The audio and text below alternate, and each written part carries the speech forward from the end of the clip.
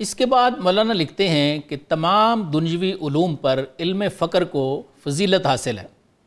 آئیے مولانا کی زبان سے ہی سنتے ہیں۔ مولانا لکھتے ہیں ہر ہنر کے آستہ بداں معروف شد، فرماتے ہیں بھئی جس ہنر میں استاد مشہور ہوتا ہے نا، جان شاگردش بداں موصوف شد، فرماتے ہیں کہ اس کے شاگرد کی جان بھی اسی سے موصوف ہو جاتی ہے۔ یعنی جو علم استاد نے سیکھا ہوتا ہے شاگرد بھی اسی علم کا ماہر بنتا ہے۔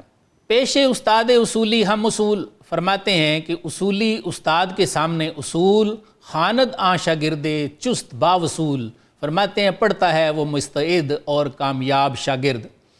آگے مولانا لکھتے ہیں پیش استاد فقیہ آں فقہ ہاں، فرماتے ہیں کہ فقہ کا پڑھنے والا فقیہ استاد کے سامنے فقہ خواند، نئے اصول نئے بیان، فرماتے ہیں کہ فقہ ہی پڑھتا ہے، نہ علم اصول پڑھتا ہے نہ علم بیان پڑھتا ہے۔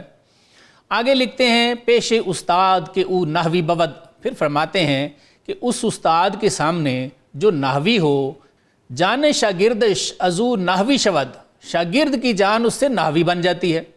آگے فرماتے ہیں بعض استادے کہ عام محو راست، فرماتے ہیں پھر وہ استاد جو راہ خدا میں محو ہے، جس پر محویت اور بے خودی طاری ہوتی ہے، جان شاگردش ازو محو شاست، فرماتے ہیں کہ اس کے شاگردوں کی جان بھی اسی شاہ میں محو ہو جاتی ہے۔ یعنی مولانا یہ فرمانا چاہ رہے ہیں کہ ہر شاگرد میں اس کے دنیوی استاد کا علم منتقل ہو جاتا ہے، اصولی استاد کا علم اس کے شاگرد کو اصولی بنا دیتا ہے، فقیہ استاد کا علم اس کے شاگرد کو فقیہ بنا دیتا ہے، نحوی استاد کا علم اس کے شاگرد کو نحوی بنا دیتا ہے۔ فرماتے ہیں بالکل ایسے ہی ولی اللہ کا علم اس کے شاگردوں کو ولی بنا دیتا ہے۔ مولانا بحر العلوم کی یہ بات تو لاجیکل ہے اور سمجھ میں آنے والی ہے، لیکن اس قرب قیامت میں اب چند لوگ یہ کہنا شروع ہو گئے ہیں کہ باقی اساتذہ تو اپنے شاگردوں کو اپنے جیسا بنا دیتے ہیں، لیکن ولی اپنے شاگردوں کو مشرک بنا دیتا ہے۔ مولانا کی اس لاجک پہ آپ اپنے دل سے فتویٰ لے لینا۔ آگے لکھتے ہیں زی ہما انواع دانش روز مرگ، فرماتے ہیں کہ علم کی ان تمام قسموں میں موت والے دن دانش فقرست ساز راہ و برگ، فرماتے ہیں راستے کا ساز و سامان اس دن صرف علم فقر ہی ہے۔ مولانا ان اشعار میں ہمیں یہ درس دیتے نظر آتے ہیں کہ علم اصول، علم فقہ، علم نحو وغیرہ دنیاوی علوم ہے اور ہم اس دنیا میں ان سے کچھ فوائد بھی حاصل کرتے ہیں، لیکن فرماتے ہیں کہ موت کے دن میں ان میں سے کوئی بھی علم کام نہیں آئے گا سوائے علم فقر کے۔ اب یہ ضروری ہو گیا ہے کہ ہم جانیں علم فقر ہے کیا۔ حضرت علامہ اقبال رحمۃ اللہ علیہ فرماتے ہیں چیست فقر اے بندگان آب و گل، فرماتے ہیں اے آب و گل کے بندو، یعنی دنیا کے غلاموں، جانتے ہو فقر کسے کہتے ہیں؟ یک نگاہ راہ بین یک زندہ دل، فرماتے ہیں زندہ دل اور راہ بین نگاہ کو فقر کہتے ہیں۔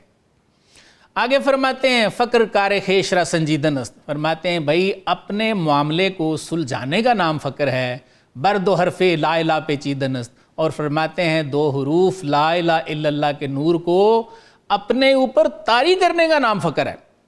آگے کیا فرماتے ہیں فقر ذوق و شوق و تسلیم و رضا است، فرماتے ہیں بھائی فقر ذوق شوق اور تسلیم و رضا کا نام ہے۔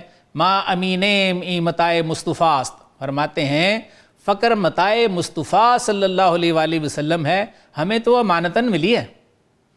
بقول علامہ لا الہ الا اللہ کا نور فقر ہے، حضور صلی اللہ علیہ وآلہ وسلم کی متاع ہے، وہ تقسیم کرتے ہیں۔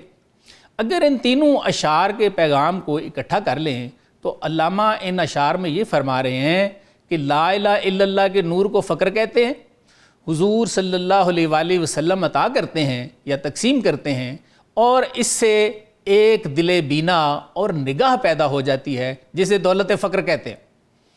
دوسرے الفاظ میں یہ وہی نور شرع صدر ہے یا فراست ہے جس کی طرف بخاری شریف کی حدیث یوں اشارہ کرتی ہے اتقوا فراست المومن ینظر بنور اللہ، یعنی مومن کی فراست سے ڈرنا کیونکہ وہ اللہ کے نور سے دیکھتا ہے۔